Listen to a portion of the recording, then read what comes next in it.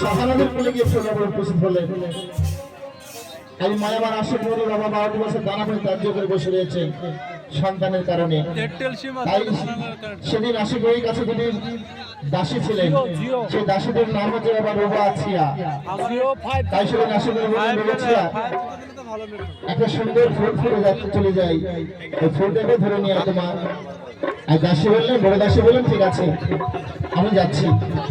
আইসাদের গিয়ে ফুল ধরতে গেলেন, ফুলে জবান খসে বললেন, ওরে দাসী এই পবিত্র ফুল দিয়ে আমার ছোস না, কেননা আজ আমি তুই যদি আমার ছোস তাহলে আমি অপবিত্র হয়ে যাবো, ফিরে যা।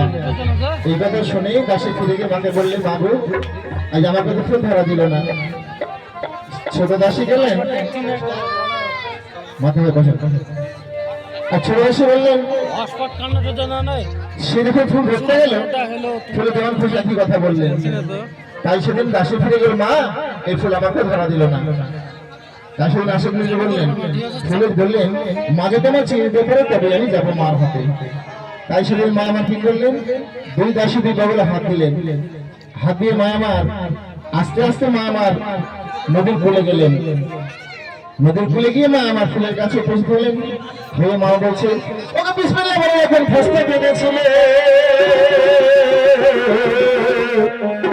মায়ের হাতের উপর ফুল বাবা গাছ নিয়ে ফেলে